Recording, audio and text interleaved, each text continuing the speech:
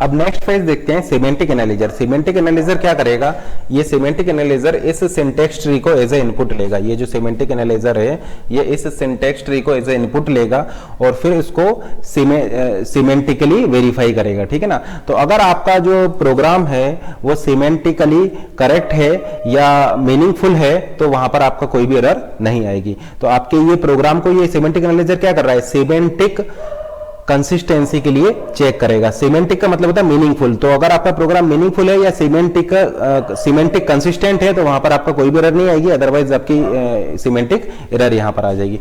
For example अगर मान लीजिए आप इंट को फ्लोट के साथ ऐड कर रहे हैं, मान लीजिए आप इंट को फ्लोट के साथ ऐड कर रहे हैं तो यहां पर दो केस हो सकते हैं। फर्स्ट केस ये हो सकता है कि या तो आप इस इंट को फ्लोट में कन्वर्ट कीजिए, ठीक है ना, इस इंट को आप फ्लोट में कन्वर्ट कीजिए तो आपका फ्लोट प्लस फ्लोट हो जाएगा, या फिर आप इस फ्लोट को इंट में कन्वर्ट कीजिए तो इस फ्लोट को अगर आप इंट में कन्वर्ट करेंगे तो ये इंट प्लस इंट हो जाएगा। तो जैसे कि आप यहां पर देख रहे हैं ये जो हमने लिखा था इंटीजर प्लस फ्लोट, ये आपका सिमेंटिकली करेक्ट नहीं है, सिमेंटिकली कंसिस्टेंट ये नहीं है। तो इसको सिमेंटिकली कंसिस्टेंट बनाने के लिए क्या करना पड़ेगा, या तो हमें इस इंट को फ्लोट करना पड़ेगा या इस फ्लोट को इंट करना पड़ेगा। तो हम ऐसा बोल सकते हैं कि यहां पर आपका टाइप चेकिंग होगी या टाइप कास्टिंग भी ये करेगा, ठीक है ना। तो टाइप चेकिंग यहां पर होगी, टाइप्स को ये चेक करेगा।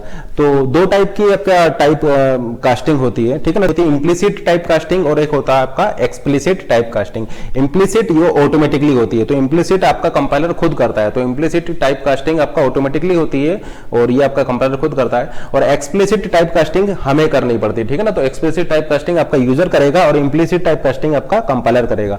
तो इंप्लिसिट टाइप कास्टिंग होती है लोअर टू हायर साइड, ठीक है ना। तो अगर ये इंटीजर को आप फ्लोट में कन्वर्ट कर रहे हैं, इंटीजर को फ्लोट में कन्वर्ट कर रहे हैं तो ये ऑटोमेटिकली कंपाइलर इस काम को कर देगा, ठीक है ना। एक इंटीजर को फ्लोट में कंपाइलर ऑटोमेटिकली कन्वर्ट कर देगा। तो इस टाइप की टाइप कास्टिंग कंपाइलर ऑटोमेटिकली कर देगा, तो इसको हम बोलते हैं इंप्लिसिट टाइप कास्टिंग, ठीक है ना। क्योंकि लोअर इंटीजर आपका 2 बाइट का होता है, फ्लोट आपका 4 बाइट का होता है, तो 2 बाइट की इंफॉर्मेशन को हम 4 बाइट में इजीली स्टोर कर सकते हैं। तो इसमें आपका ये कंपाइलर ऑटोमेटिकली इसको इस टाइप कास्टिंग को करेगा।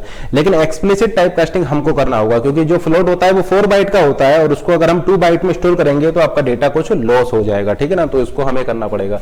तो एक्सप्लिसिट टाइप कास्टिंग किस तरीके से होगी, जैसे कि मान लीजिए मैंने लिख रखा है float a is equal to 3.2 और फिर इसके बाद में अगर इसको मैं इंट a लिख देता हूं तो इसकी वैल्यू 3 हो जाएगी, ठीक है ना। अगर मैं इसको इंट a लिख देता हूं तो इसकी वैल्यू 3 हो जाएगी।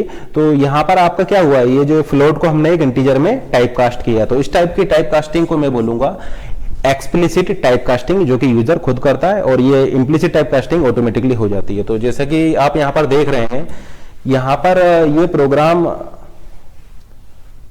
सिमेंटिकली कंसिस्टेंट नहीं है। सिमेंटिकली कंसिस्टेंट इसलिए नहीं है क्योंकि ये जो आइडेंटिफायर था ये फ्लोट था, ये भी फ्लोट था, ये भी फ्लोट था, और ये 60 क्या है, 60 आपका एक इंटीजर है। हमने यहां पर जो लिया था ये था आपका x is equal to a plus B asterisk 60 का। ये जो x था ये फ्लोट टाइप का था, इसके अलावा a भी आपका फ्लोट टाइप का था और ये b भी आपका फ्लोट टाइप का था। तो यहाँ पर जो मल्टीप्लिकेशन आप कर रहे हैं ये एक ID3 जो है ये एक फ्लोट टाइप का है और ये 60 जो है आपका एक इंटीजर है। तो यहाँ पर आपका जो है टाइप कास्टिंग करेगा। तो कंपाइलर यहाँ पर इंप्लिसिट टाइप कास्टिंग करेगा, ठीक है ना, ऑटोमेटिकली इसको कन्वर्ट करेगा। तो ये क्या करेगा, ये 60 इंटीजर को आपका फ्लोट में कन्वर्ट कर देगा। तो ये जो सिंटेक्स ट्री है, ये सिंटेक्स ट्री जैसे कि आप यहाँ पर देख रहे हैं, ये सिंटेक्स ट्री जो है ये आपका सिमेंटिकली वेरीफाइड नहीं है। तो ये इसको सिमेंटिकली कंसिस्टेंसी के लिए चेक कर रहा है, और जब ये इसको सिमेंटिकली कंसिस्टेंसी के लिए चेक करेगा तो वो वहां पर आपका ये इस टाइप कास्टिंग को परफॉर्म कर देगा। तो मतलब तो यहां पर जो सिमेंटिक एनालाइजर है, सिमेंटिक एनालाइजर का जो आउटपुट होगा वो आपको ये मिल जाएगा, ID1 plus ID2 asterisk ID3, ठीक है ना। और इस 60 को क्या करेगा, 60 को वो टाइप कास्ट कर देगा। तो 60 इंटीजर को ये टाइप कास्ट कर देगा फ्लोट में।